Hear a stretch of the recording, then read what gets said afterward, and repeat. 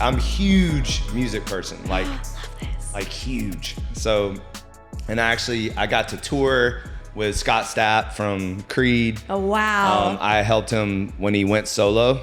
And so he hired me right before he went solo. And then I like prepared. I was kind of like trainer, bodyguard, nutritionist, hype man. Life like coach. it was crazy. Did everything for him. Totally. But was in the studio a lot. And then I had an opportunity to train Rico Love and Danger, Nate, and they've both been on the podcast too. Amazing. I love music. Yeah. Always been in the studio. I love the studio. Like, love it. Like, there's something. Magical. It's something incredible when you watch someone take nothing and then turn it into something so extravagant. Like, and it always starts with like one douche, or or guitar string or something. Like, it's just like one thing, and then all of a sudden there's a song, and it's incredible.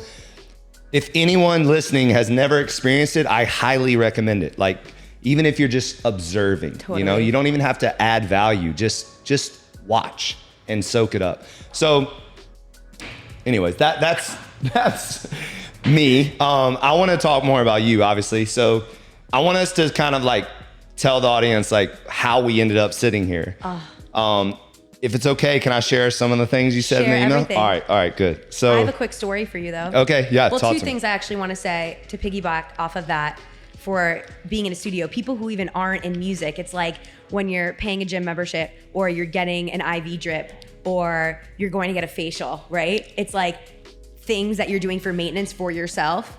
But then sometimes we don't dive in depending on what our age is in life of doing something for the first time that's so different. That's very true. And what I realized about studios in general, it's kind of like they only welcome you if you are a serious artist more than just independent, emerging, or observing or trying something new. So especially with the music process, like for people to come in and take your time just to try, because I'm an author. And so that's why I got into songwriting, and that's how I got into also music in addition to the mindset coaching. So wait, and stuff. you weren't even a songwriter before you were an author. No. You were an author first. Yeah. Wrote your first book. Was working on my how many second. books? Second book. And then you started writing music. That's beautiful. So you That's just amazing. never know what avenue your life is going to take. Right. But the other night, like I also teach fitness, so I only teach Wednesday nights. It's all I have time for, but I love it so much and I look forward to it. Yeah. So after I had someone call me and say, hey, we want to have a meeting at your studio. And I'm like, oh, Wednesday nights, like that's my longest days, but I went anyway and I was so tired and I was dehydrated and I'm no shit. Grab your can. It was 10:30 at night. I drank the whole thing and I had so much energy. So I don't even know if that's supposed to happen because it was not a placebo. And I'm like, what was it? I was like, it had to have been the water. And I was just telling Oscar. Actually, it's actually phenomenal testimony because we were very intentional about what we put into the can. We did not take that lightly. I think a lot of people produce these products like supplements and things, and it's more about the branding or what have you. And it's not about the actual thing that people will be drinking. You gotta, to me, it's very important. So when we went through that process for a year and a half of like tasting different ones, doing different proprietary blends of essential minerals. So it's a very specific dose of essential minerals to combat dehydration and to really hydrate you. Because if you only drink like regular water, you're actually not getting the minerals that you should. Right. And not all waters are alike. Which most people, and actually my marketing team, they actually are cracking me up lately. They're from Canada. Yeah. And they're like, water's water. Like that's what their attitude was in the beginning. Right. They were like, water's water. Now they're like, oh, it's not. It's not. And Changing I think a lot of people think like that. Like water, tap water, smart water, whatever is the same. And it's truly all waters are not alike. So that's a great testimony. The reason why you felt bad, most people, when they're feeling tired or they have a headache, what do? They go to Tylenol or they go to bed or they pop some pill or drink some caffeinated drink. They think that. And truth be told, they really just need water and the correct amount of minerals. And then all of a sudden your brain comes back. I was up for 4 hours. I was like, should I write a song? That's awesome. That's Because so no days good. off. But yes, back to the email. No, I want it. So the reason why you're sitting here And no, I'm serious. I literally teared up when I might tear up again. So I love it.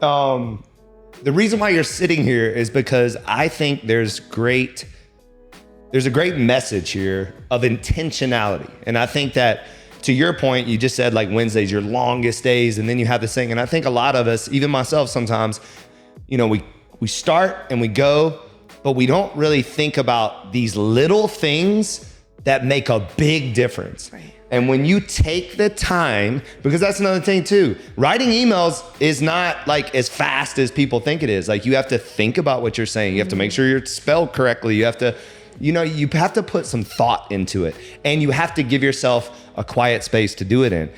That requires intention. So intentionality was the first thing that just like spoke to me. I was like, this is a real email. This is someone that actually thought about what she was saying. It was very authentic. It was genuine. So just a few things. Like, another thing too is when the boss, you know, hears about his employees, it's extremely helpful. Like, it's so good that you're speaking highly of people that work for me, because you really don't know what's going on when you're not there, and you can't be everywhere. So to have people give you that feedback in such a positive way, you're like, I mean, for me, I'm like, wow, like they get it and they're doing what I asked them to do. And it just makes me feel so good about my people out there, you know, because you want people to represent the brand, like, and your values, and handle themselves as close to you as, and truth be told, I even told Ryan, better than me. Like, I want people to act even better than me. Right. Like, if you're not hiring people that are better than you, then you won't move the needle very far. So the thing, like you said, to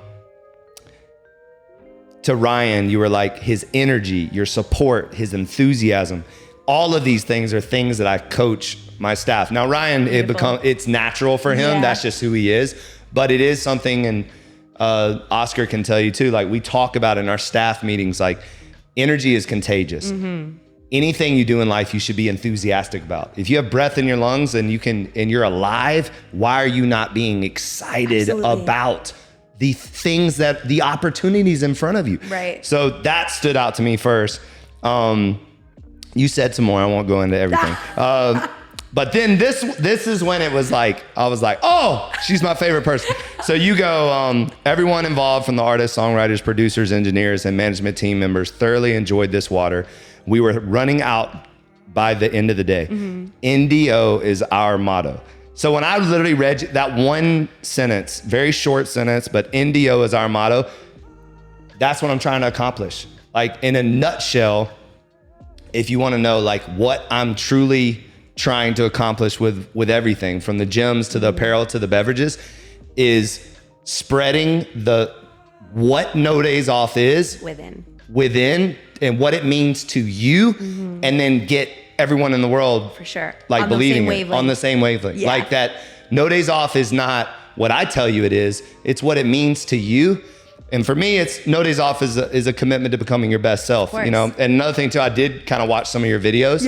And I started, so the actual like phrase is, No Days Off is about never taking a day off on you. It's a commitment to becoming your best self. So that's my like quote. And that's like what No Days Off means to me. Me too. When I went and you know, kind of stalked you on Instagram, I started noticing like you kept saying becoming the best version of yourself. Becoming the best version of yourself. You said it like 14 times, I think. And I'm like, so people get it. No, well, you have to repeat yourself. People don't get it the first time, unfortunately. But so lean in. So let's talk about this. I just wanted to set it up like that because to me, that's why you're in the room. And it's like, so I think the take home message for me, just to, because I like to throw little gems out there to people listening, be intentional in everything that you do. And make sure you understand that the little things matter. When you have an experience with someone and it thoroughly was enjoying, or you thoroughly got something out of it, let the person know. Always. Because we need encouragement too. Like, everybody thinks that people at the top and people in control, or people in charge. We just wake up and we feel great, all day long. But no, we need a pat on the back. We need a hug. We need encouragement as well. Always. And it helps us keep going, right? So thank you for that. First of all, very grateful for it. It really just hit it home. And then secondly, I want to know all about just tell us who you are, what you do, and just go with it. I feel like you're the male version of me. I know, right? This is really weird, great. Right? I'm really happy for us. Yeah. Are you a Leo also? We'll get into zodiacs later. No. Cancer, actually. Okay, beautiful. Yeah. We'll get into that later. All right. Who am I? Well, first of all, wow, I could say so much about Ryan, even on this. I just want to, because that energy, he even came back a couple times. We loved having him in the rooms. We were all wearing your merch. And just in addition to that, in the music industry, it's so important, aside from intention, for hydration, period. Yep. And I saw in so many studios, and when I'm in and out of these artists' homes, it's like they're either drinking coffee or some type of throat coat hot tea. And I'm like, you just need water, but you need the right kind. So that's why this was so perfect. Or they're drinking Hennessy. So. Or they're drinking Hennessy. That's true. But I was like, not in this studio. Yeah, exactly. Who am I? I really love this question in general and I feel like you're going to love kind of this route of an answer, because you can answer this in so many ways. 100%. It's like, who are you? It's not only what you do, because that's kind of like your passion. It's not what other people call you, because then that's like your label or your name. So it's like, who am I really? And I'll probably shoot it back to you also. I love that. But I feel like at my core and my soul, I am first and foremost intentional and grateful and ambitious and motivated and dedicated and committed to myself and the journey and the path that I know that I'm on. Like, I know what my soul mission is more than ever. And I feel like at any point in time, 6 years ago, it was my book, because I was going through a period where I was a people pleaser and I woke up unhappy. But I know that instinctually I'm a positive, happy person. So it's like, how do you relate or find a community or get to a place where you can find joy every day, even in moments where it feels a low vibration? How do we raise that up? And ended up writing a book where I realized I couldn't find support or help online. My book was called 25 and Self-ish, like self-ish, the positive aspect of choosing yourself. Because I'm like, I'm here for everybody else, but you also need to be there for you. Yep. You need to be the best version of yourself to be best to everybody else. And I feel like more people need to hop on that bandwagon, And it's not just our minds or movement in the body and who we surround ourselves with and where are you living and the choices you make from the moment you open your eyes to when you go to sleep. Because when we wake up, our thoughts are with us. And we don't share them unless we open our mouth, and we do, know? And your thoughts throughout the day and when you go to sleep and kind of reflecting, and whether you have that support and you share it or not, it's up to you to also have that inner dedication and commitment to yourself, saying, I'm here for me. And I always put like my left hand over my heart, my right hand over my stomach, and taking that deep breath and being like, you are supportive. If I don't have anyone that I feel I can turn to at that time, or as a boss and a founder, you're just trying to do your best, period. And that's the best you can. And sometimes we might feel like we fall short and we need a hug, and about receiving, which we'll get to, because I'm realizing that is a inner wound that I'm working on right now, where I'm such a giver and it's so natural to me. It's all I know. Like, I will do anything and drop anything to help anyone that I need to, you know? But when someone does that for me when I need it, it's blocked, and I don't know why. And I've realized this through the process of my opening, and even this week, where people want to help me and show up for me, and I'm always showing up for them, but I couldn't allow them to show up for me because I felt bad or guilty, which is so funny and crazy, because you're like, so many people in this world are like, yeah, help me do this, whatever. But I really appreciate from the bottom of my core when someone really shows up. Because I'm used to being so independent and self-reliant and wanting to just be my best and do my best for everyone else. And that's also, so in addition to being an author, which I feel like anyone can write a book, to be honest, because I didn't even really read books. Maybe because the ones I was reading, I actually didn't really like, because I want a page turner, like give me tokens of wisdom, get me excited, make me want to finish this now. I got some books for you if you really need them. So I do. I know I need to finish my second one. I'm a big reader, so You are? What's your favorite book right now? Right now, I just finished Essentialism. Okay. And then he has another one called Effortless. And actually, my man, Oscar gave it to me. Amazing. Did you give me that one? You gave me that one, right? Yeah. It was really good. Have you read The Celestine Prophecy? What's it called? Celestine Prophecy. No. You have to. All right. I just left it to someone. I'll give it to you. We're going to share lists. For sure. That would also be great for your audience to just 100%. give them little reads and tokens of wisdom. Yeah, top 5 is Think and Grow Rich. Ego is the Enemy.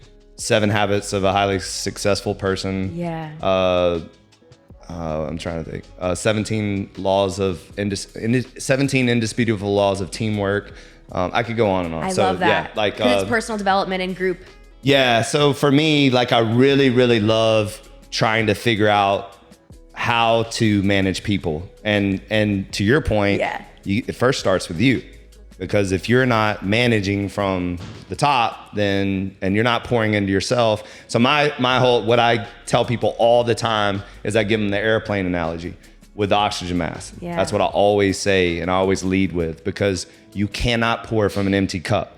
So when you're in the plane, what they tell you? They tell you to put your oxygen mask on first, then you help others. Right. And a lot of times people like yourself, people like Ryan, they're always giving, and they forget that they need to refill their own cup so they have something to pour out. And I think that's something, so I love your message, and I love the fact that you're leaning on that to remind people that it starts with you. Everything starts with you. Like we only get one body, one chance, one life. Exactly. And if you're not waking up with intention and you're trying to better yourself, then you're not going to be good for those around you. And that is No Days Off in a nutshell. Like, so we're definitely on that same wavelength. And there's some people in life who choose to be a main character, who choose like a supporting role. And I want them to know that in any way you're important. And wherever you are on the spectrum of growth and personal development for yourself, even if you feel like you're at a rock bottom moment or you're at your lowest, it's an opportunity.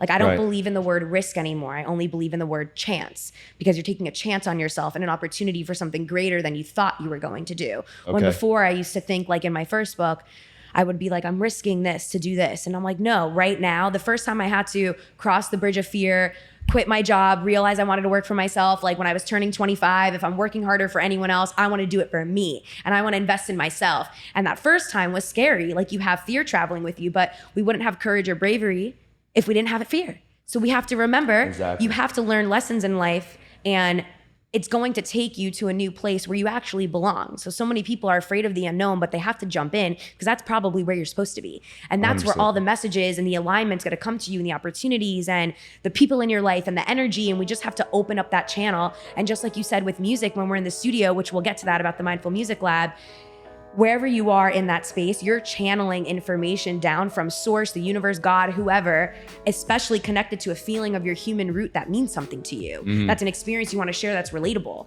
And music is healing the vibrational frequency of the world. So whether you feel in a low vibrational state or a high vibrational state or a hybrid in between, especially with the people around you, you have to build that and put it into your music, because that's what helps us kick ass in the gym. That's what helps you wake up in the morning. That's like what you're listening into your car, and what you listen to and who you talk to is who you are also, because it's all the information that we're retaining. It's who you're becoming. It's who you're becoming. So what you listen to, what you read, everybody around you, that's who you're becoming. And you have to take note of that. You have to look around. And making better choices. Yes, exactly. You have to pay attention. You can't just, it goes back to intentionality, right? Yeah. If you're not being intentional about the things you read, the things you listen to, the things you say, the people you hang around, then you're just like going through life, and and nothing's gonna really, maybe by chance something happens, but often you're missing out on who you could be. And trying, because trying is better than not doing it at all. Like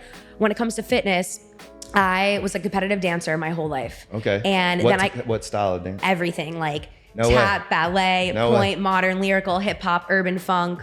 Am I missing one? Not sure. Teach twerk classes on the side, privates only.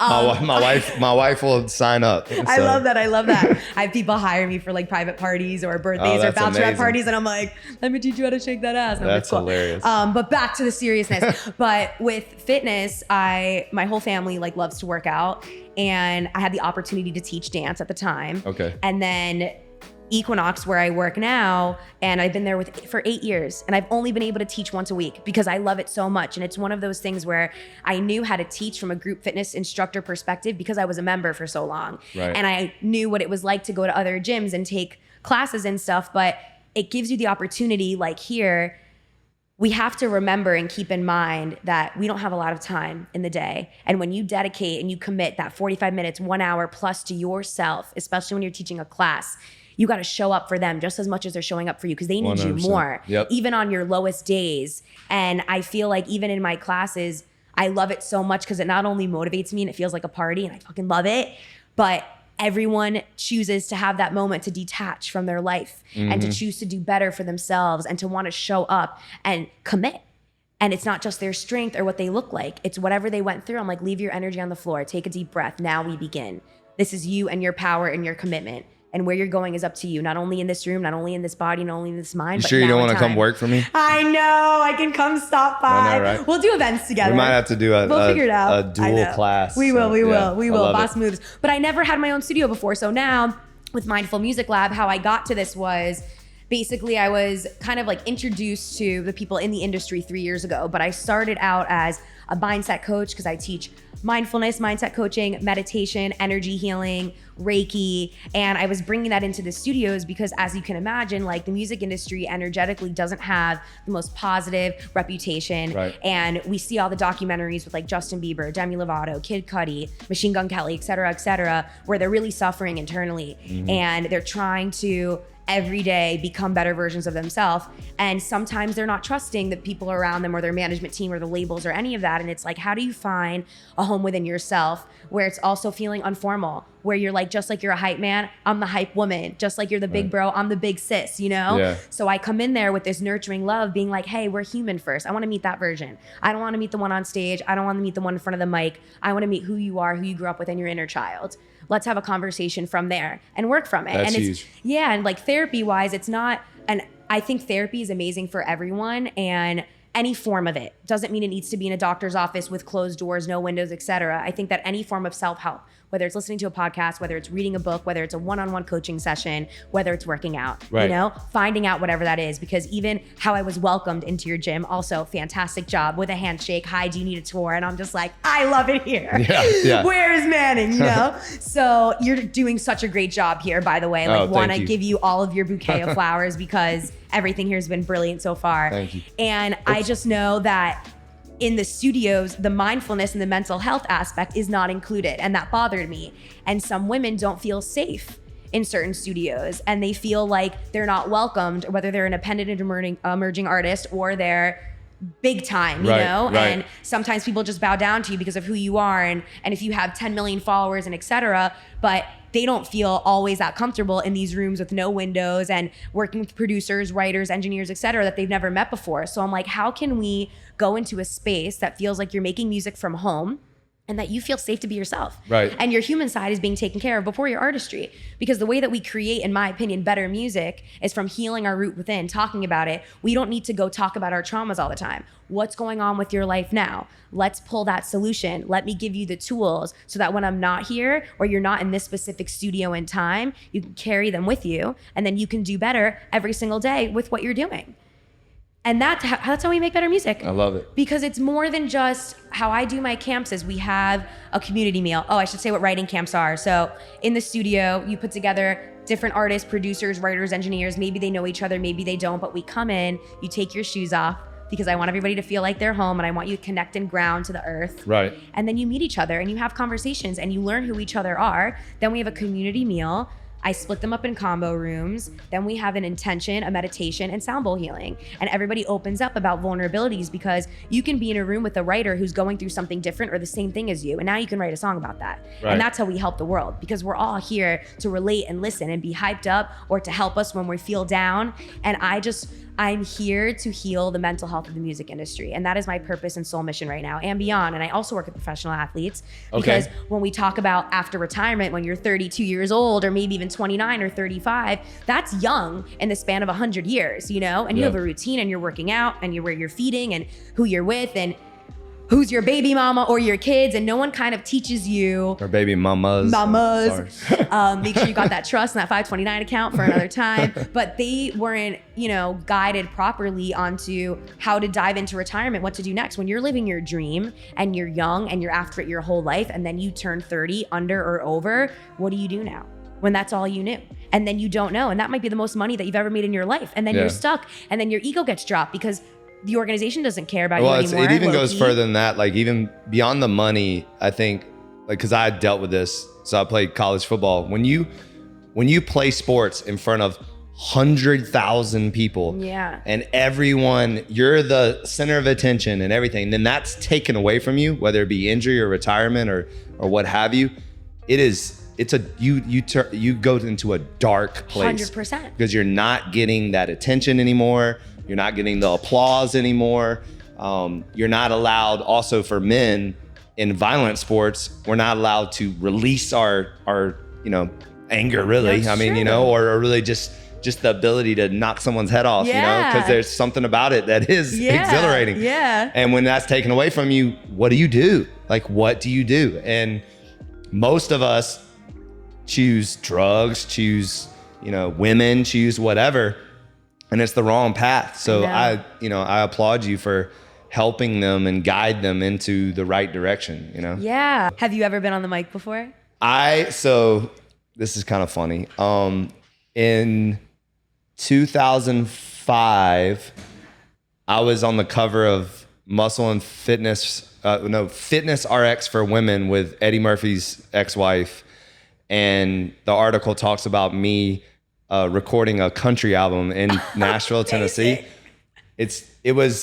I didn't get to do it. Okay. And that's a whole nother story. Unless you want to, you have a place now at the street. But I'm a country singer deep down inside. I haven't released anything or done it yet. Why not? I've not been in the studio, but I have done a lot of voiceover stuff, my own voiceover stuff, and I like I said, I love the studio. But I can't wait for you to come. It'll be fun though. Yeah. You're gonna love it. It's a great vibe, and I'm a low-key rap star. No way. Really good. Oh my God. I can see that really though, because if you're a writer and you're certainly a talker, so then it just kind of flows. Are you you freestyle or? I could. Or do you write mostly? Here's the thing. It's so interesting. Like, a lot of people write to beats and I just write whatever comes to my mind, or depending on what situation it is, or I'll see like a meme or I'll hear something someone says and I'm like, yo, I'm texting my friends and I'm like, I got bars. And next thing you know, I'm like 5 in a row. I feel so like, good. I know B-Berg's on the track. I feel like that I probably couldn't do it here because it's just like, I got some nasty ass shit I write. Yeah. But we're good to the core and we're still a healer. Yeah, of course, of you course. You can be both. Yeah. Well, you can be because it's true. I think you can be because it's authentic. Yeah. Like, I think a lot of people hide those kind of things because they want to be like perfect or whatever. And there's no such thing as that. But I write every genre, so you probably could too. Yeah. All right. Well, but in our spare time, we'll figure that one out. I know. What's, is there any like specific projects you're working on right now? That I will be. So our studio is in Little River, and what I wanted was it to look like a home. Where in Little River? 72nd. Okay. Why? We're opening a gym in Little River. I know. I spoke to Ryan about like who and where it is. I can't speak on it yet, but we will after. And I can't tell it to the audience, but we'll talk. But it's gonna be special. Oh my God, we're gonna have lunch. You're gonna love it. I can't wait. I'm coming. It's wild. Maybe we do some even meditation, sound bowl, cool events there, bring cool people in. Yeah, we're gonna have a rooftop situation. It's 12,000 square feet. Like it's gonna be phenomenal. I'm happy for you. Yeah. Perfect. The timing, we have no idea. So have you heard about the Little River Project? No. So AJ Capital bought like 28 acres of land and they're redeveloping Little River. Off what street? Like 72nd. Okay, perfect. Yeah. And they're I'm talking like 3 high rises, like 17 restaurants. Amazing. New landscaping. Yeah. Like they're making it into a real city. Perfect. And Little River, ironically, is like someone showed it to me. It's really cool. It's like the most accessible city, or what do you call those suburbs or whatever? Yeah. In Miami, like all the highways. I know, everything leads to there. Everything leads there. So it's very easy to get to. And it's like a little hidden gem. I know. Did you ever go to Sunny's Steakhouse? No. Wait. Was it with a red building? With the big tree in the middle? So. It was an outdoor only. So it became really popular after COVID because it was outdoor only. Amazing food, great ambiance. And they closed to make it a real restaurant, because before it was only outside. Yeah. So they closed and they're building like a $7 million restaurant, and it's going to be impeccable. I love that. That's like right what across Wynwood the was. street. Yeah, and now, exactly. And I mean, it's popping over there, and I also love some of the restaurants, but it's a great area. It's close to everything. I'm like 5 minutes from Design District, and I live around here. Manifested this place, and I have 2 state-of-the-art recording studios. Okay. And then I have 2 rooms for mindset coaching, Reiki, energy healing, and meditation, one-on-one, and also for couples. And then I also, during camps, convert them into pre-production rooms. So it's like I have 4 rooms going. And then it's a whole living area on the outside that's open space where we have a balcony. I have you walk in through French doors. And I was studying everything about feng shui to make sure that it was like long and inviting and welcoming. And I just feel at home there. So I need to get merch socks that say Mindful Music Lab because I keep buying my own and I don't like to wear shoes in there.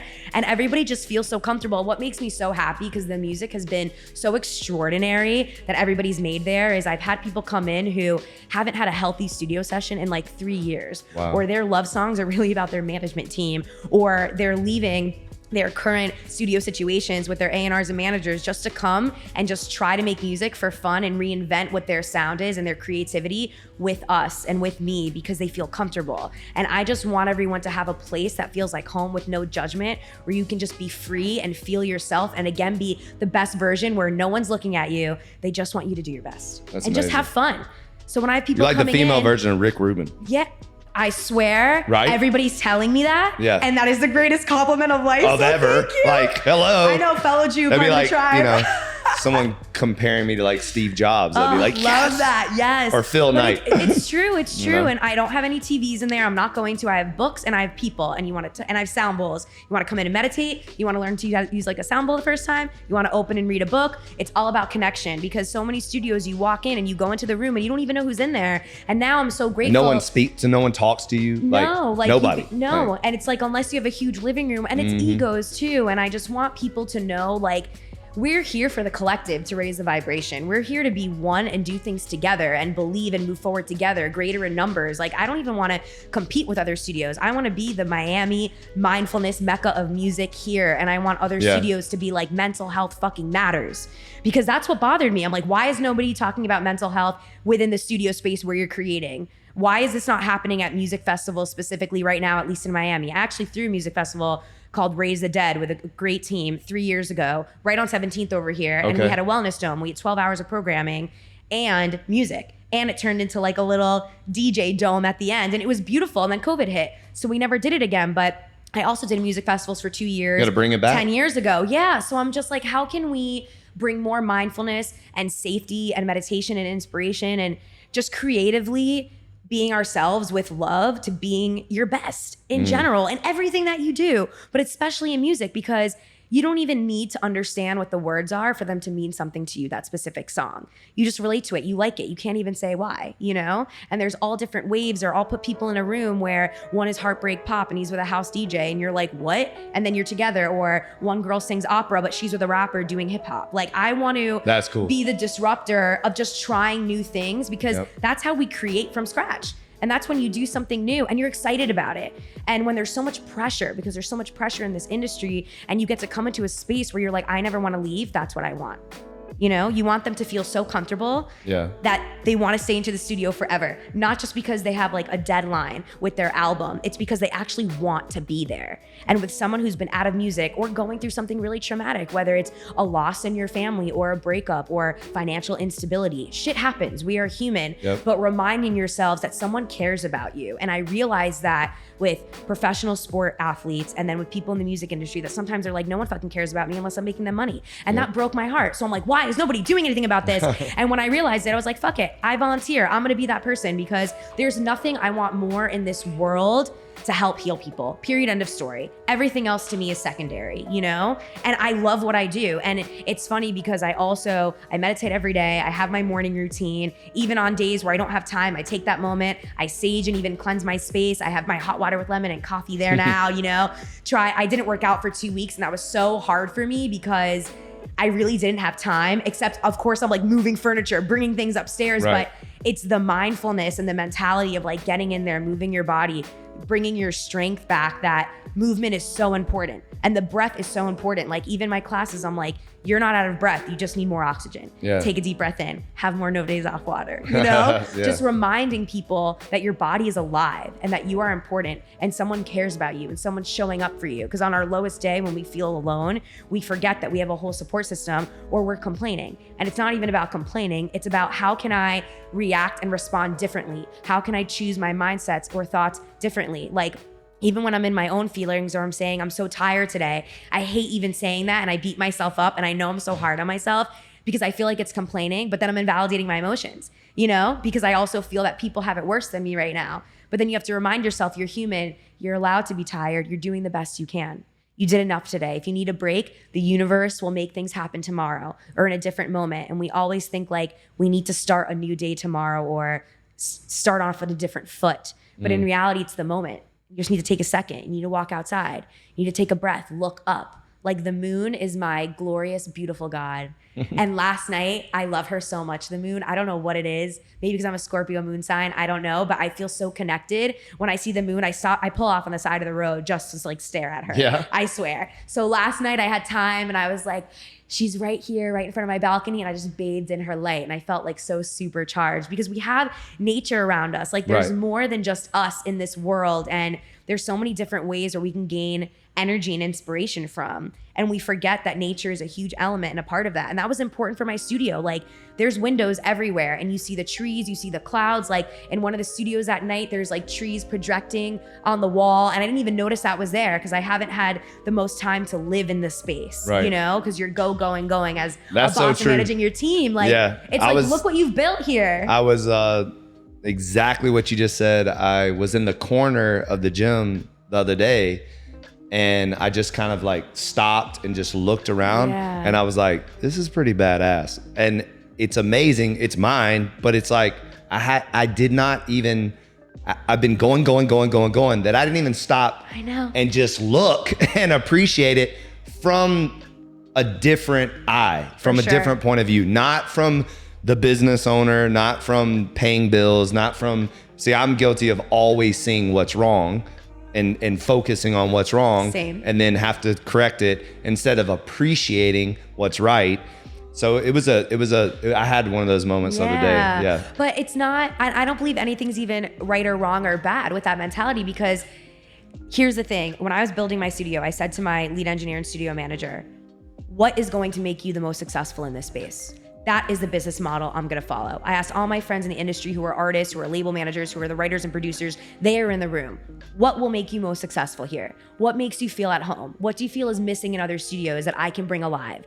So even when you say like, this is yours, like for me, it also makes me feel weird saying this is mine and that I'm the CEO, president, owner, all these things because I feel so grateful that I just get to be there. Like I feel so blessed that I'm like, wow, I'm living my dream.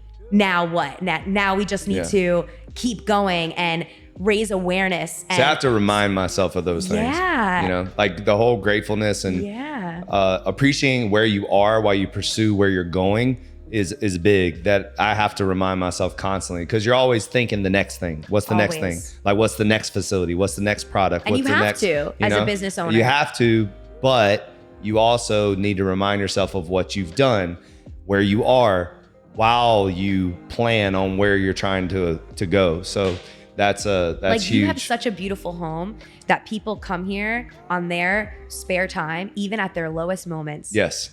And you heal them without even being here because you built this. We talk about it all the time that we want people walking out better than they walked in. Always. Because when it comes to fitness, as you said earlier, fitness is a release. Fitness is something that people are going to so they can shut down everything they went through. That I don't care who you are, that's why you're doing it. Like everyone has that mentality. Long day at work, was up with the kids all night. You know, my boyfriend broke up with me. You're going to the gym. You're going to hit the heavy bag. You're going to do yoga. You're going that's it's because it's so good for you. It's so good. And there's such a connection. You said earlier, moving. There's such a connection between not waiting for motivation, but rather moving towards the motivation. And in that process of movement, then the motivation comes. But most people don't act, they don't go, you know? So, and it's funny that you talked about the moon because the sun is that for me. So like I sometimes, when I'm just not feeling like right, I'll go behind the building in the train tracks and literally like take my shoes off, put my feet in the in the ground and let the sun hit. So it's, you know, I think science calls it grounding, whatever, but there's power in it and there's truth in it. And it works. I love like that it you do works, that. you know, Yeah. like, and sometimes it can be 5 minutes, you know, the other day it was 20 minutes, but it's so important to just take a little time for yourself and get with nature. Like one thing I think too, that us Miamians or Floridians kind of forget is that we are literally living in a vacation city. Like, but yet we always talk about, I need a vacation. Yeah. No. You just need to go staycation. Like, you know, like pause, go to the beach, put your toes in the sand. Totally. I tell people all the time, jump in the ocean. Yes. Like jump in it. Yes. There's something about ocean water that is healing. Like absolutely 1000%. And I think we don't take the time to, it's right here in front of us. We got Key Biscayne, we have this beach, that beach, and the most beautiful weather, but we want to go to Brazil and Colombia and all these other places to experience. That's great. And those places are amazing, but don't forget what you have here in Miami. Totally. Like we have a phenomenal city. And that's another thing too. I think people complain a lot about Miami and it's like, no. I love like, it. I'm never leaving. And Miami I'm born here. is amazing. The people you meet are amazing. Yeah. And you will find your tribe or your people. Like you'll find them, but you have to search and you have to look and you have to open your mouth and you have to let people in, right? You know? And it's also law of attraction. And I always say, you know, where you are on your journey of life, we have to be able to create space for the people who are on that vibrational frequency and that level that you would want to attract in your life compared to maybe 10 years ago, 15 years ago, other people around you with different or negative mindsets, and having that boundary and barrier and realizing some relationships didn't work out for a reason. Some people in my life or a business opportunity didn't go right or this way because I'm supposed to be here. So I always say, I like to look at life and think, nothing happens that's wrong or against me. Everything is for me. So even in my human being experience, I look at a perspective or a situation where it goes left. I'm like, this is happening because something better is supposed to happen instead. Or I need to go this way instead. Or maybe this is what I want and we find a solution and it happens. Or this didn't work out because now these group of people or this opportunity is going to happen. I was actually going to throw, which I will when I have time, a women in entertainment event, which I should also do women and men at this point, but this was going to be for. No, but I love when women do women events. Like it's awesome. It was going to be for Women's Month in March when I was also opening and I had my camp. So I really didn't have time, and the place I wanted to do it told me that they weren't able to because they had something with electric, whatever.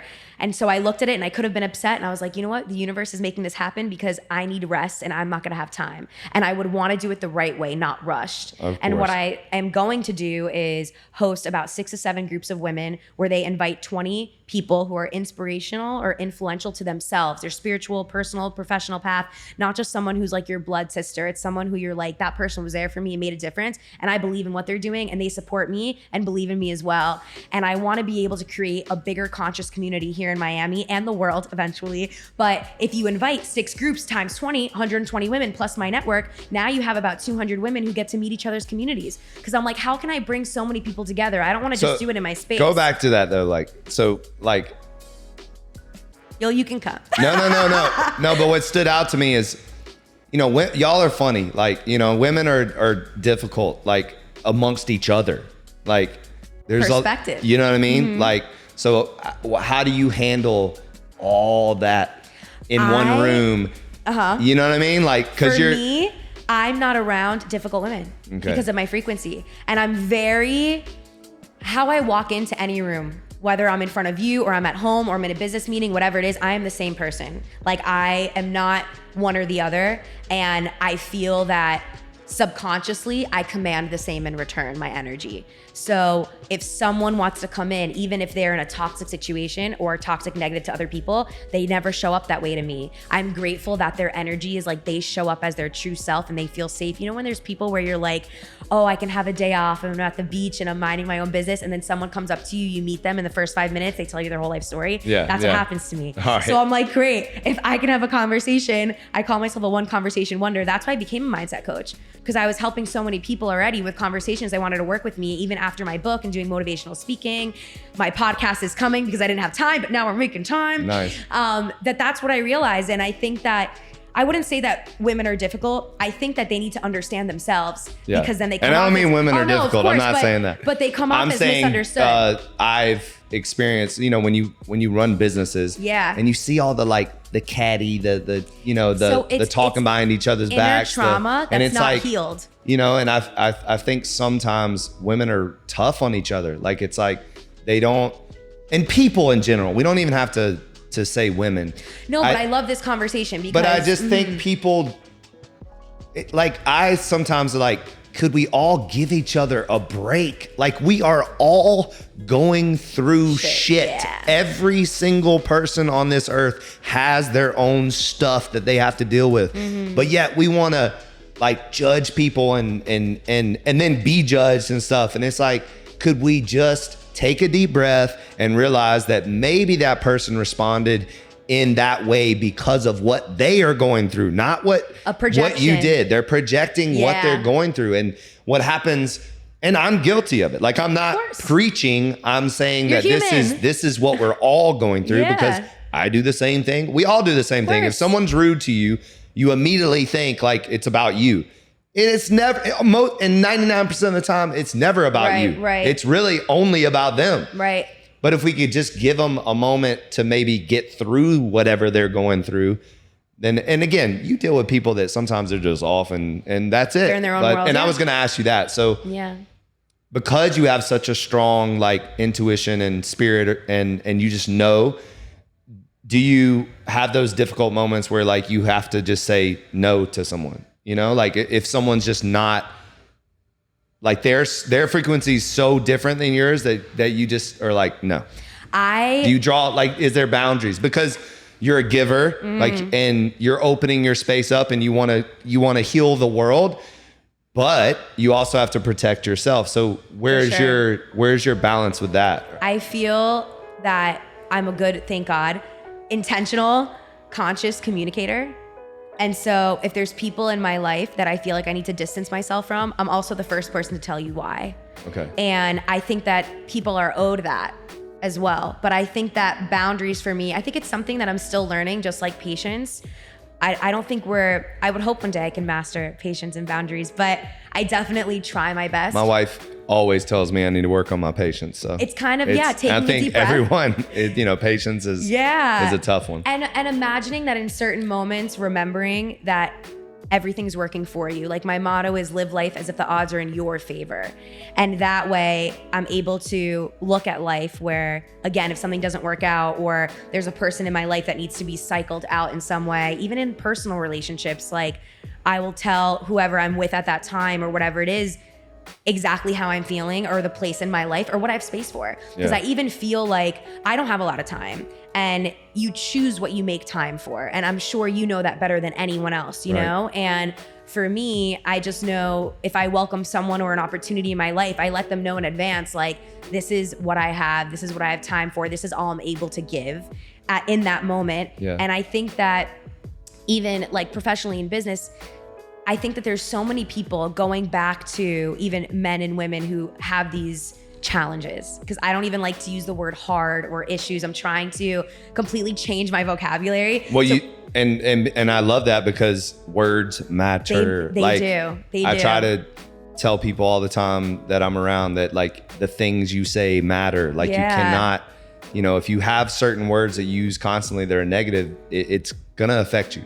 For sure. So I love that intentionality that you're talking about. So. And it creates pools and crowds of negativity and toxicity. And that's what I feel like the music industry has the bad rep about that. And then communities. So I'm like, I know so many amazing people, men and women, who have such light within them or that are reaching for just being better. Again, the better version of themselves or being more positive, and they want help and they don't know where to find it.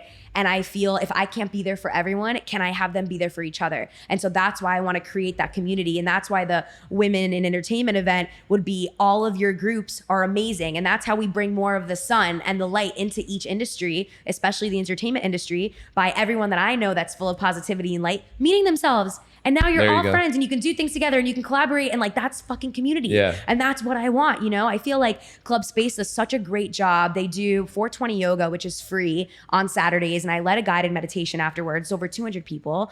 And it was the most I didn't know gotta go. It is amazing. And it's the most beautiful energy, and everyone, there is no judgment and you can be absolutely free. And that's why I love their team and their establishment, because I'm like, I'm grateful that I'm here right now teaching this meditation to 200 people who just just want to be better and are smiling and are crying and are purging and are holding hands and are making a friend. Because I also say in fitness, I'm like, the person next to you in classes, everybody has what I call their real estate. Like they choose the same spot, whether it's on the left, the right, in the back, in the corner. True, yeah. And I'm like, oh, you're in that person's spot. You can deal with it, become friends. Like I knew that when I was going to so many different gyms, as a member before being an instructor, yes, I like my spot in certain spaces, but I love the people that I work out with. It's energy, like anything that you do, whether it's working out here, other people's energy you bounce off of, who you surround yourself with, who you have conversations with, and also who's in the studio. Yeah. Like you need to make sure that you're all positive and you're all on a frequency. And even if you're going through some shit, I'm like, go in the mindful room. I will meet you there, play with some sound bowls, take a deep breath and hold a freaking crystal and open a book. You have so many options to help self-help and heal and soothe yourself in a space where you have the tools. Because I want people to also know tools are everywhere to make yourself better. It's not just up to one person. It's not your responsibility to be able to make everybody in here super happy. They have to meet you halfway. They have to show up first and then they have to carry it through. So even in music and in mindfulness and meditation and all of that, you can go and you can try it yourself and you have the tools and you can bring it home and you can bring it in your car and you can bring it into your quiet moments. You can bring it in the shower. You can bring it when you're in the ocean. And the beautiful thing, because you're a Cancer, you love the sun because you are more connected to water. So the sun is even better for you, you know? And then when you're going into the ocean, the world is mostly made up of water and so are we. So it's the vibration of the moon and the poles and the gravity that's making you feel some type of way, where there was a full moon yesterday and the day before, and it kind of lingers for 3 days. So it was a full moon in Libra, which is all about balancing scales, the yin and the yang, which my studios are called the yin studio and the yang studio, not like studio A, B, C, D, F, G, because I want everything to have intention and meaning, you know? And I'm learning how to even get into my divine feminine. I'm so in my masculine, especially operating a business. Go back. All right, hold on. Lots of information. Divine feminine. Yeah. What is that? I've never heard that one before. Oh, really? No. So we have the yin and the yang, right? All right. And you're balancing both sides of yourself. And men and women both, because we are beings. We are born as men and women physically, but on the inside you might have more earth, more water, more fire, etc., more air, and you might have more feminine and more masculine. So for me personally, I'm always a leader first, taking charge. I'm a Leo and I'm full of fire. My dosha's Pitta with Ayurveda. So I'm just like fire all the way. And I've always had to be the one in my own life that felt like I had to be in charge. And so with the feminine, it's more of like the nurture, the calmer side, the receiving, the love. What can I do for you? How can I blend into a more energetic, loving, calm state, right? Where you can allow yourself to also, I don't even want to say be led, but more open compared to just taking charge. And like, that's where the divine comes in. Yeah. All right. So I'm learning to be her. Difficult. No, that's cool. But it's a cool situation. That's what I learned is like, I'm not an emotional person, like where I cry often. And through this process, like I've caught myself crying just because my mom wanted to help me like return items like in the middle of her workday 3 days ago. And I was like, big crier. That because you're a Cancer. Like it's hilarious. And it's beautiful. Like every time, like it's a disaster, but it's not, it's beautiful. But you have so many emotions. It's so funny. Like, cause I'll be like giving like a pep talk, you know, like something that's supposed to be like really motivational. Yeah. And then I'm like almost about to cry. And I'm like, what is happening right now? And it comes out of nowhere all the time. And especially alone. Alone, it will come out a lot more than it does in front of people. I hope you let it out though. Oh yeah, you have to. Like, you have to. So I was holding it in. But I would say, I mean, actually hearing you say that out loud, like probably not as much as I should, you know? I probably don't let it, cause I'm, you know, the man, you know, like, and especially I'm, you know, driving around in my truck. I don't want to just see people like, what is wrong with that guy? No, but that's awesome. Yeah. So I probably don't do it enough, but yeah. I'm learning to, and it's just something that never happened for me just because I feel like, yes, I'm so loving and open and generous and kind, but I'm really fucking tough. Yeah. And my dad and my brother are very tough men. And so I just learned to be tough myself and kind of self-reliant. And yeah, I've just caught myself crying over things where I'm like, thank you so much for helping me. I feel so bad and guilty. And they're like, stop it. Like my friends are like, we want to show up for you. Like, let us support you. You're always there for us. And I'm like, why can't I learn this lesson? Like, why can't I just open? Which is just so crazy to think, you know? Well, yeah, but like lean into that a little bit and talk about it. I know why now. Because what stands out to me is most people, especially in this talk about change is people push back, like, and they talk about like, I'm me, like I'm this is just who I am, like, you know, like it's just who I am, and they don't think about who they could be. Yeah. And it's not, when we're talking about becoming our best versions, we're not talking about losing your identity. We're talking about making that identity better. Becoming something that all of us are meant to be. We every single person is meant to be the best version of what they could become. Everybody. And like, by day. Everybody. And it can literally happen if you're 70 years old. Correct. Or if you're 7 years old. And that's something too, I think people, you know, they're 38 or 42 or whatever, and they're like, oh, it's just too late for me. Like, no. Never too late, I know. You have your whole life in front of you. I saw the other day on Instagram, I sent it to my mom, these two 81-year-old best friends traveling the world. And I was like, this is the coolest thing I've ever seen. So I sent it to my mom, and my mom has a best friend named Kathy, and if they had a reality show, they would be the funniest. Oh my God, I love it. Like, I've always wanted them to have it. They're a florist and they do weddings together. We'll manifest it. It's hilarious. Like, they are hilarious. I love that. You know, they're Southern, they have the accents and whatever. And so I sent it to my mom, and I was like, this is going to be you in your 80s. You're going to be traveling the world with Kathy. So she loved it. But yeah, it's so funny you saw that. Because I send it to my friends, and we always say, you know, when we grow older, and who knows who our husbands will be at that time in life, I was like, can we have a cul-de-sac, or I'll buy us a house? I was like, I'm gonna do my best in this world to make sure we're all taken care of at the end of our lives, and we all teach fitness. So I'm like, you can do Pilates one day, you can do yoga in the afternoon at sunset. I'll teach meditation, and we'll do high intensity, and we'll just be 80, kicking it, traveling, hanging out. We all cook for each other, and you just like have a good laugh, hopefully. I mean, who knows where the world will be. I always say to myself, like, and when we think so much about time too, like, I don't know, you know, with, by the way, attraction of people into your life and that energy, like, I hate the word single because I think it's just a terrible word. I'd call it independent because it's also like a choice. But I think that at different vibrations and versions of yourself, because I could have felt really low yesterday, but that was still the best version of myself in that moment because it was the best I could be. And you attract who your tribe is and who your partner will be in life based on what vibrational frequency you're holding as the best version of yourself today. So last night I'm with my cousin, he's 21, he's so adorable. And he's like, I want my girlfriend, because I help everybody manifest their partners, your opportunities, your jobs, how to be the best you, everything, because thank God it works, and it works very well. Like, I never want a client full time. I just want you for a little while until you're great, and then go off so I can help somebody else. Like, I don't want to keep everyone forever. I just want to give you the tools and have you run. And if that works in one session, amazing. If it takes a little bit more time, awesome. But he said to me, he's like, last year, his sister, I helped her manifest her boyfriend, who's amazing. He exists. I met him last night. Awesome. EJ, shout out. And so for my cousin, he's like, how do I do that? Because I tried to manifest last year and she didn't come. I said, maybe she did come, but you weren't the version of yourself you are now. And even at 21 years old, all he does is focus on school. He doesn't go out. He doesn't drink anymore. He just wants to be his best self. Right. So I'm like, that's how you attract the best version. And I know that whoever I've attracted in my past intimately was the vibration that I was holding at that time. But now I'm like, okay, I'm ready for a partner. Like, I need emotional support because I realize I cry, and like, I'm a business owner and I want someone to be like, baby, it's okay. Like, when we talk about, all right, so are you announcing right now you're independent?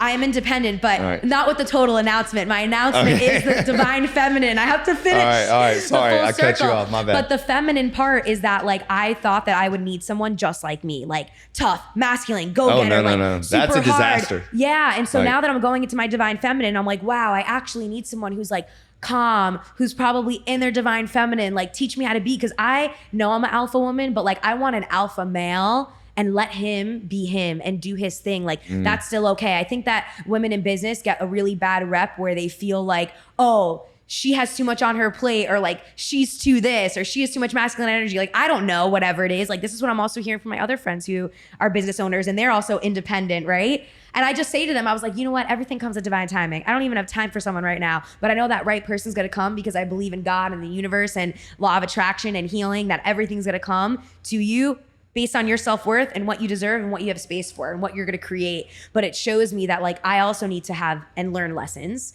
just like the emotional side of us and being in the divine feminine and receiving. Like you can have the most amazing person come to you, but you might not be ready because you can be at the beginning or end of your journey and they're just at the start of theirs. Right. So like timing is huge in relationships and life and business and everything. And balancing the masculine, feminine and the yin and the yang. And I love learning so much more about that stuff because then I know that there's something called human design. I don't know if you know what it is, but I will. Human design? Human design. It sounds familiar. So it's based off of, you have your birth chart. Okay. Where you put in your first and last name, where you live, the time you were born. And that's how we know our sun sign, moon sign, and rising. And with human design, there's 4 types. It's a manifestor, generator, reflector, and projector, which be different things that people can look up later. But for me, I'm a self-projected projector. There's only a certain percent that's supposed to be made up, so-called, that they say. And it's like seeing things from a bird's eye view, but I can only learn through my own experiences. So it's only a self-projection. So people, I can't really learn fully a lesson through what they're telling me. I have to learn it myself. Okay. And so that I'm able to share it because I have to be of service to the collective and the community because it's all in my chart, is all of like being of service and the leader and creating something and being a disruptor. So it all makes sense when we even look at it astrologically and with the planets and with our energies and our divine feminine and masculine. And this is just all like new shit I'm learning about because we store even chakra based, like with Reiki energy healing, which if people aren't familiar, it's basically like you lay down, we place our hands above you and we pull out energy and we clear blockages. So if you feel like you store energy in your throat, in your heart, in your core of your solar plex or sacral or root, because your root is your groundedness, your safety, security, your foundation. So when someone's root is blocked, I make them come downstairs with me. We put our feet in the grass and we literally hug a tree. And I have plants in my studio where you put both hands over those big birds of paradise and you take a deep breath and you imagine the energy leaving your hands into the plant because it's source and it's nature. So I recommend for you, when you're in the ocean, when you're in the sand, when you're out there with your feet in the grass, you take that breath and you imagine as if the roots of the ground are just taking the energy from you, being like, I love you, I'm protecting you, I'm here for you, and I have your back and you're safe with me. And I'm giving you energy to restore what I'm taking out that doesn't serve you and the energy that doesn't serve you, you know? Right. And even when we're receiving energy, we have to have our legs and arms uncrossed to receive. And then when sometimes we are in conversation, or even when you're in your business deals and you can cross your legs and your hands, because everything is an energy exchange. Yeah. Even sexually, it's an energy exchange. Like the strongest sexual connection is intercourse. Like it just is, because it's our bodies and it's energy. And you have to be careful who we allow into our space and our time and our energy. Back to boundaries. All right, so you gotta, that was a good segue, because you gotta talk about that a little bit from a woman's perspective, because you're love these conversations, independent, single, you know, whatever you want to say it. But like, I believe that women need to hear a woman, not a man, talk about protecting that, you know, and For not sure. just going out there and sleeping on the first date. And again, I'm not judging, but it's just like, as a alpha male, as a man, like, and of course I'm married, but my wife has girlfriends and talks about what they're going through and stuff. Sure. And it's like, you know, what I hear often, men want to pursue. Like, if we like you, then we are going to pursue you. Like, we are not complicated creatures. Like, once we like something, we're gonna pursue it. But alpha males, if it's too easy, then we lose interest. That's like a very normal thing that happens. Sure. So talk about a little bit about how you handle those kind of situations, and what any kind of advice you would give women, and if they're single women out there and they're struggling, you know, with locking down somebody or whatever, you know. It's honestly, it all comes down to self-worth. Yeah. Period, end of story. And I think that there's a lot of women who feel that they need to act a certain way, or to be a certain way, or be a certain person for whoever is pursuing them or who they want to pursue, you know? And it's so funny. I have so many of my mindful clients who are men, and some of my guy friends who just say like, wow, they're like really coming on to me, but like, how do I also just say like, no, I don't really want this? Or like, I never will go on like a dinner or drink date. I actually don't date either. I just meet people organically, and I'm like, I don't know, let's see how this goes. Like, energy's energy, you know? I don't do dating apps, none of that. I just believe but if you meet somebody like that you connect with, you'll go out on like a dinner with them, right? I mean, or no? I think it's better for like, meet me in the daylight, because I also believe from a female perspective, in my own experience, when it is nighttime, they act differently and they have a different mindset. Like I know that some men who were trying to pursue me like only wanted to see me at night. And that's also after a full day when I'm already like low energy, possibly exhausted, unless I had an NDO H2O. Water, my minerals. But for me, I'll be like, let's have a lunch, let's have a coffee or a tea first. But unless I've met them beforehand, then it's a different story if I have to be interested or not. So as a man, I mean, you're basically putting them in the friend zone though, like instantly. I'm a homie first because I'm also really oblivious. Like if someone likes me, you have to tell me to my face. I do not see it. I'm such a lover. I'm very friendly. I have so much love to give everyone that if you like me, I have no idea. You need to be like, yo, Britt, this is a situation. And I'm like, oh my God, I had no idea. But I think it goes back again to self-worth and, you know, what you're willing to give. I know that some women are more sexual than others. And so maybe they want to give more or they want to more experience things. And I think that there's nothing wrong with that if that's what makes them feel true. But if you're going home at night and you're expecting something more from a person when you already just like gave them the cookie jar because you wanted it, they wanted it, but that's all they want is just a chocolate chip of the cookie and the crumb, not the whole thing, not the whole package. You have to decide within yourself, what do you want? Like, if you feel that that's what you have time for and you're happy with that situation with whoever that is that hopefully makes you feel safe, then that's your experience. But if you want a full partnership, you have to show up. You have to communicate that at the beginning. You cannot accept, you cannot settle. And it goes back to what you want. Like I know exactly who I am, what I want, and where I'm going, period. My soul mission and my purpose is the most important thing to me. And of course, my family, my friends, and my community. Yeah. But that also needs to be understood by a partner because I want to be a priority because I'm going to make you a priority. Right. You'll be equally as a priority to everything in my life, maybe even more because I choose that. Like my second book is called Selfish Situationships. It's not done yet because I need to find more time to write it. But initially it was going to be about different situationships that I had with men to also help women see how we grow, how we feel, and how we in turn project. Right. Off of what that experience is in intimacy and being romantic in those relationships. And I know that when I'm going to be in a long-term relationship and call someone my boyfriend, like that's who I will choose to be my life partner.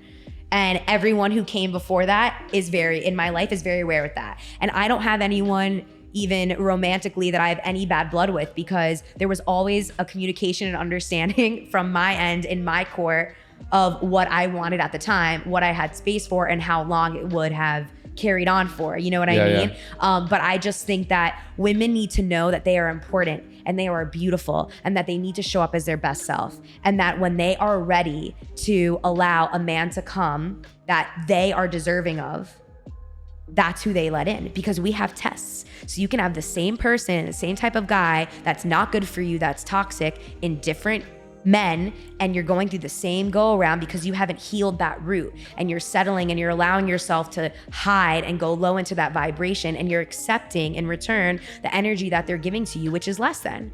And everyone, a man or a woman, needs to know that they're worth so much more than they think they are. Right. But that's self-work. And that's showing up for yourself, and that's wanting better for yourself, and that's doing something about it. I always think people don't allow themselves, and I'm gonna keep using the word. So independent guys is the word for single, right? That's right. Don't you like that? No, I like it way better. Yeah. So, I mean, singles. I just don't like that word. No, I agree with you. Because you know my new vocabulary. We are switching words now. No risk, chance. No single, independent. I love it. But that being said, I think a lot of people don't allow themselves to be independent. You know, they rush into relationships and they're not ready. Right. And they'd rather be with someone just because they're afraid to be lonely. Exactly. I'm too comfortable being alone. That's my issue. Right. Yeah. I'm like, are you going to bring me more peace than I have now? Because I can't have space for someone who's going to disturb my peace and who's going to bring me down. And I think that there's differences when you're in a relationship and you're working towards something together and you still will have bad days. And I want to be there for you. And I want you to be there for me. And that's transactional. It's in a beautiful energy exchange. It doesn't need to be in a fight, even if like some days women have a lot of hormones, we can get testy. And that's when I take a deep breath and I'm like, give me a second. Let me step to the side, or let me think about this. How am I going to react and respond? Because that's what's important. Less things bother me. Nothing really bothers me anymore. Okay. I would say, besides people wanting to help me and me allowing them, which I think is still hilarious. Beautiful. Wait, so you don't have any, so when you say nothing bothers you, you don't have any pet peeves, you don't have any like I hope nothing bothers me right now. Nothing bothers me. Okay. All right. Well, that's pretty powerful to say. That's life, because everything used to bother me, by the way. Before I wrote my book, I was super type A. All I would do was rush. I was never present. I never knew how to meditate. Never did yoga. I was a completely different person. And how long ago was this? 6 years ago. So this has been a 6-year transformation. Yeah. And every day it gets better. And what year would you say like it just clicked for you? Was the year before turning 25. And that's what my book is about, the year before turning 25. Okay. And it's also talking about the generationally identified quarter life crisis, that 25-year-olds are like, oh my God, I'm unhappy, I'm in a crisis. Just like the 50-year-olds, I'm like, calm down. That is so true. Age is irrelevant. It really is. And it's just, you wake up one day and that's just the alarm telling you need to make a change. Yeah. And the change is what's important. And so I just thought initially that my target audience would be 20-something women, hearing like a funny story that just happens to be my life that really helped me transform to want to be positive. And I ended up meeting someone who made me realize I need to just relax, calm down, take a deep breath. I was unhappy. I was rushing, and like all of that is in my first book. And I was unhappy in my job. And I'm like, but I have a great job and salary. And I work for a corporate company and 401k. And my dad's like, you need to stick to this because it's making you money. And I was like, fuck all this. Like, I want to do what makes me happy. What is that? And when I decided to quit my job, I moved to another country for a couple months, came back here, wrote my book. Not everybody. Are you from Miami? Yeah. Yeah. And my parents. No way. Yeah. Because it's rare to meet people that are That's like what I hear, which is from so interesting. Miami. Yeah. But a lot of I meet a lot since I've been here so long, but I've been here 21 years. Yeah. So, but I'm from Alabama, so like some of my close friends are from when Miami. I was like 6 years old who still live here and beyond. Yeah. Like, where did you grow up here? Aventura. No way. Yeah. We're opening in Aventura too. Are you? Q1 2025. So excited 209 Biscayne Boulevard. Right smack. It's going to be beautiful too. That's going to be amazing. Yeah. Aventura needs you. Aventura has needed us for a long time. I keep kicking you, sorry. I know, because it's our energy. Wow, that's going to be amazing. Yeah, it's going to be phenomenal. So I'm really proud of you and happy for you because you're out here changing the world, putting action behind it and doing it. And even on the days that it's like hard or you feel low, you keep going. Like I told myself anytime that I felt like there was fear in this process or I had to pivot, I put fear in my little tote bag and I keep going. Yeah. Because you have to keep going and it'll dissipate. And that's how you get stronger. And I always say one action forward is one step towards you. I like that. So every step that we take is still progress every single day. But yeah, that's when I even go back to like realizing I had to choose myself and people telling me that writing my book and quitting my job would be like the biggest mistake. And that brought me here. And if I listened to everybody, what they told me, they thought I was supposed to be in what I wanted. Same thing with Steve Jobs and everybody telling him, no, this isn't going to work. Exactly. Like Apple took over, you know what I mean? And it's true, I was going to take over. Yeah. Sure. And that's why I even loved your motto of, and still do obviously, of no days off, because I'm like, that's me. I commit to myself every single day. I'm dedicated to who I am and who I want to be so I can show up for everybody else in our community, because we need people to be able to lift everybody up and work together and collaborate and network. Like I just want everybody to be intertwined and for this to just be so much peace spread throughout and positivity, knowing that on your lowest day, you can still come out of it. And whether that's sharing it with someone, whether you have someone or not, it's like coming to the gym. Are you just going to sit on a bench and stare at yourself in the mirror? Or are you going to give yourself the hardest workout of your life? Yeah. It's up to you. It's a choice. The hardest part is putting on the clothes and actually getting here and showing up. Then it's doing the work. And I think that people forget that and miss that in their own professional and personal journey. Like whether it's in a relationship, whether it's in something you want to do, whether it's an idea that you don't even know how it's going to start. Like what I say with my mindset clients is, what do you want to do and what do you absolutely love? Don't think about what's possible or what might be limiting you. Write a list. If you love to bake, write that down. If you know someone that's your favorite bakery or who's a chef or who can make that happen or who has a restaurant, like collect information, ask and figure it out and keep going. Because you can be so many different things. So it's just, I think people need to also open their minds and realize that we do live in a limitless universe. And even if the world is against us or society tells you it should be one way or the other, you got to stick to your gut and your intuition and what you know and listen to that. Because our intuition tells us everything. Like the amount of red flags that there are, whether it's in business, someone that you want to do business with or not, or a specific space you want to open and maybe it's not working out, and it's not working out because that space wasn't meant for you. 100%. That person wasn't meant for you. And same thing with relationships, like back with the women again, with our independent women or who they're in relationships. Like that was the whole thing, is I'm realizing so many people are in relationships for their partner or their family other than themselves, because as you grow up and as we're with our partners or you have a family, you become different versions of yourself always. Daily. Yeah. In the moment, hourly. And you have to now grow with that other person together and become the different versions and choose to stay together and with each other. And it's like, when you get to a certain point, if you realize it's not serving you anymore, it's like, am I going to choose myself or this family? But that's selfish, or is it self? Like, it's like, you don't know. You just have to choose what makes you happy. And sometimes getting out of a situation or a relationship is the best for that circumstance and that person. If you can have, you know, a positive partnership, even with raising your family still, and just learning how to cohabitate in different ways and choosing who your partner is going to be. Some people just do it again because they don't want to be alone. And I think that women just need to remember everyone in this world is important, and they are also. But when they're doing more work, even sometimes more than their partner, or they're getting cheated on or inviting toxicity into their relationship, is that what you really want? Like, do you want to cheat back? Do you want to be toxic back? Like, that's a choice, and the answer should be no. Because in reality, if you want to be monogamous, do not be in an open relationship, or do not allow these things to happen, because what you allow is, again, what you become, and then it's what you are and who you are. And then you don't love the life that you're living. That's so true, because so many people allow what they don't even want. Like, they just, it's okay. And there's good guys, like, and great crazy women out there, and you're not, you know, maybe you're not going to find them in a club. Maybe you'll find them in the gym, best place. You're both working on yourself and want to do something for you, you know? And I think it doesn't matter controlling where, when it's going to happen. You just need to be open that it's going to happen as it may. Like, I've met such amazing men who I shared a beautiful, celebrated love with at a moment in time where I can't even believe I met them, or it happened like a year later, or they pursued me for a year and a half, and I was like, oh my God, I had no idea, you know? And then I'm like, this is great. That still cracks me up. You know? And then it's, and it's beautiful. And I think that love should be looked at as celebrated. It doesn't always have to be negative or toxic, and it can be a really beautiful experience, and it can be put into inspiration and creativity. I know that like a lot of the things I write about is what I've experienced. And that's why I know I'll be a nonfiction novelist in the future for the rest of my life, or I know that I will, right now, my sole mission is to heal the mental health of the music industry and helping athletes and the community and women and just everyone else and men and kids. But I know that when I do have a family and I am a mom and I am a wife and a partner, I know that I'll have a different version. And I've already written 2 children's books that aren't even out. I'm kind of sitting on them and just waiting. But who knows what's going to happen with development of kids at that time that I don't even know about, because I'm not a mother, I'm not a wife yet, you know, or all those things that I just feel like we need to welcome in the inspiration, and we need to welcome in the versions of ourselves that are ever going to grow, and be excited about it and not fear it, and just let ourselves fly. Because so many times we just feel too stuck to the ground, or we feel imprisoned within ourselves, and we need to just open it up and say, let the universe surprise me.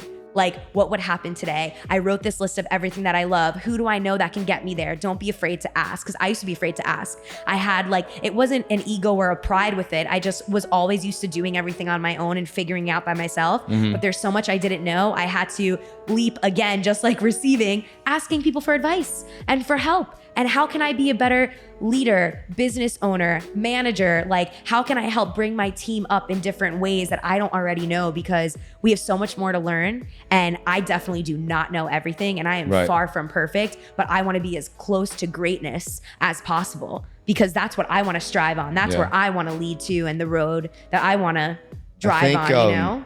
A lot of times what I've found is that for some reason, people, if you want to be something and you see something that is what you want to be, for some reason, they don't go towards it. Like, and they don't ask questions, and they don't reach out, and they don't. So everyone out there, like, when you want to do something, you have mentors in your life, you have people that are successful in your eyes that you want to, then ask them. Like, people like myself, I love it when people DM me and ask me questions about business. Like, I absolutely love it.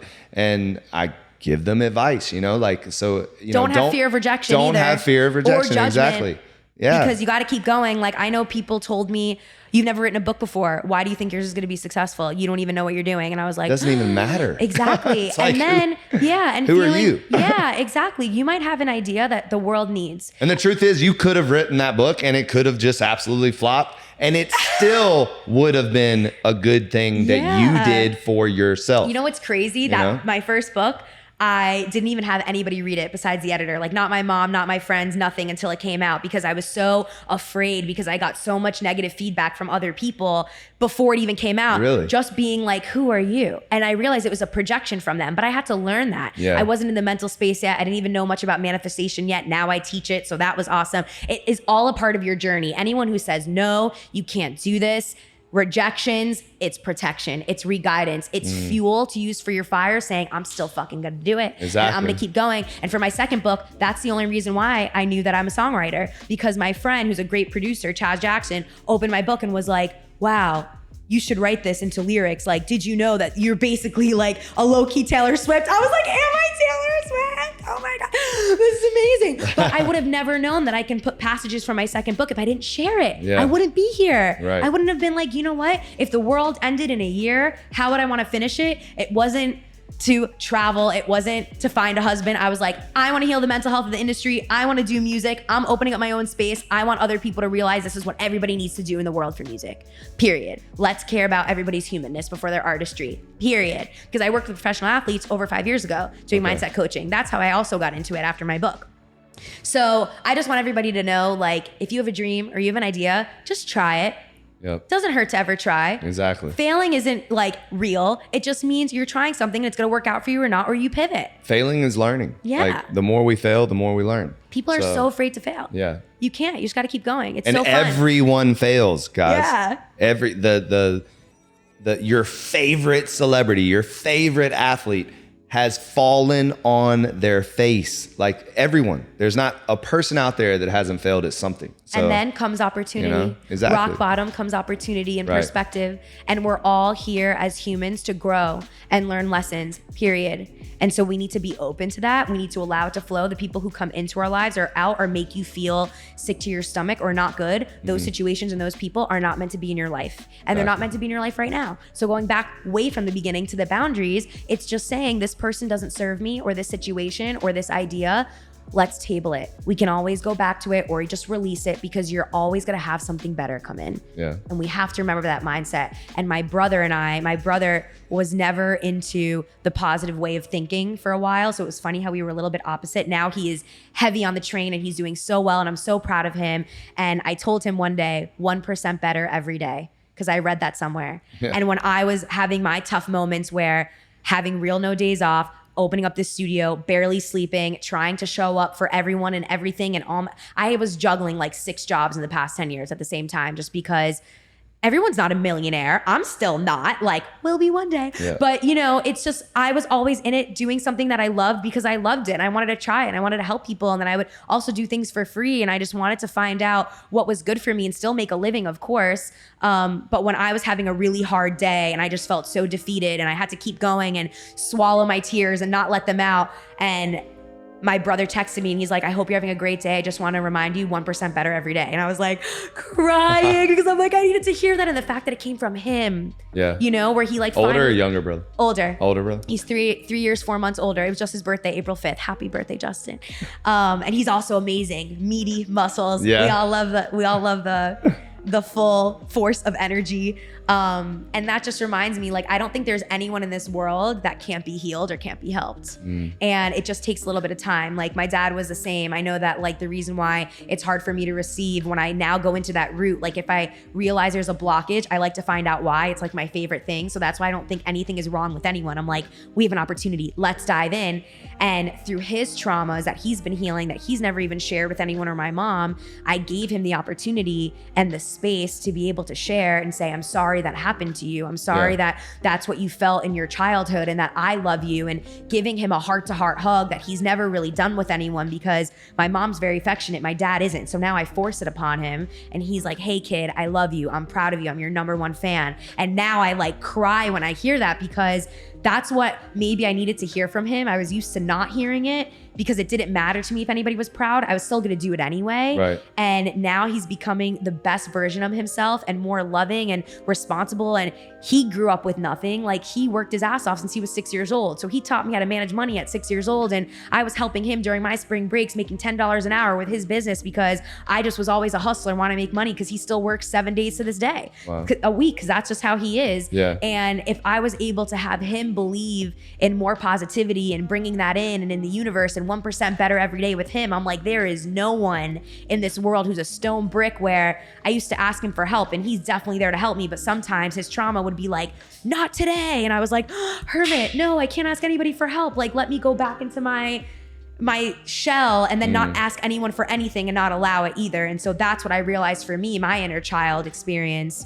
And I even communicated that with him in a way that didn't hurt his feelings, but being like, look what that brought to me, and it made me self-aware that I can't receive because I connected this with you, you know, and still saying, I love you. And I know that you had this trauma that you're going through, and I still want to be there for you. And let's just communicate better in this day and age. Because if he wasn't taught, how would you know? So in so many times in life, if our partner or someone else isn't taught or doesn't know the way, you just have to teach them. Right. So that grows with the different versions of ourselves together and who our team is, and realizing, because I also work with companies and helping their teams see each other for who they are and being vulnerable and saying, how are you doing today? How can we get through this on your own human personal level so that you can all be on the same page, and that they actually want to be here and they want to show up for you and they want to do it the way that you do it, and they actually want to do it better and more efficiently. Did Mariana connect?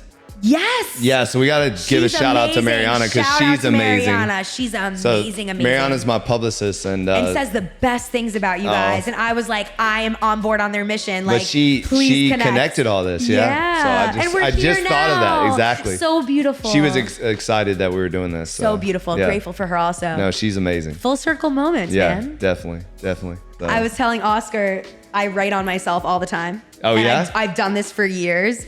And the other day, like, I really haven't taken a day off probably since like December of last year. And so on Sunday, I really wanted to take time off. And yes, I did work a little bit, but I stayed in my apartment. I was like, remember, you need to rest today. Yeah. So I wrote rest day here. I put a heart there to be like, you are loved. I put leader just so that I remember that's what we need to do every day. And that's a part of our identity. And then I put breathe. So I remembered to take a deep breath every time I saw my arm. And then I put remember the magic, because I remembered, I read something. I don't remember if it was in an article or maybe it just came to me. No, I definitely read it somewhere, that what we're doing is full of magic. Like, it's here for a reason. Everything transpired because it was supposed to.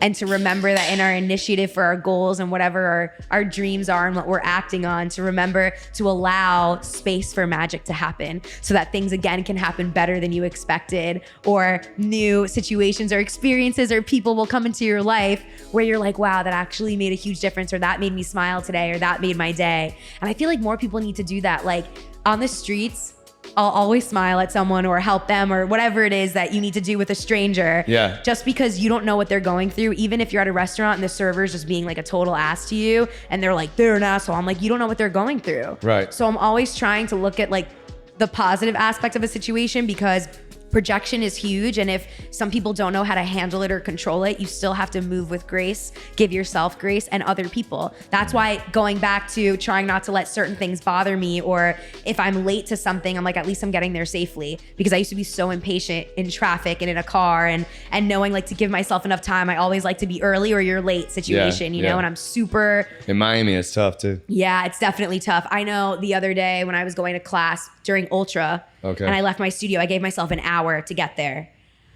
I caught the Brickell Bridge 2 times in a row. That doesn't happen. And I'm like, oh my God, it's 6:05. I have to be in the room in 10 minutes. I'm not at Brickell yet. And I text my manager and he goes on right before me. I was like, Dom, I'm so sorry. Like, I've been on my way for an hour already, but I'm going to be there. You might have to start them off with a warm up, like over apologizing, because I'm always early.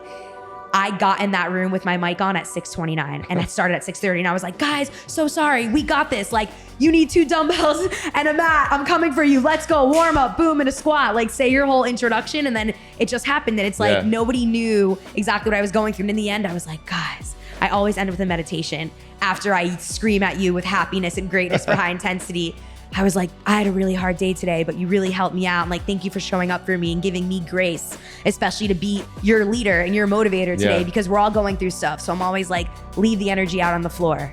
That's all we got to do every single time, especially here, you know, and remind yourself that you're coming in as if you're in a new spirit and a new being and a new version of yourself every time you go into the gym and work out, because your body is ready for action and ready to just give it off. Yep. Love it. Well, anything you want to end with? I'm so grateful to be with you and to be here with you. This is so great. This has been amazing. I mean, we could literally talk for probably 10 hours straight. I don't know how long it's been. And I want to thank you again for just, you know, the support and that you've kind of embraced No Days Off. For sure. I want to thank you for the email again, just in person. It meant a lot. And then just taking the time to actually come and sit down and do this because I know you're busy and I know you have a lot of stuff. So this has been great. So thank you. Thank you for supporting me. Yeah, and we're going to do great things together. No, we got to definitely got to do more. You're about to be my neighbor. So yeah, exactly. This is the universe. Yes, definitely. And a blessing. So thank you.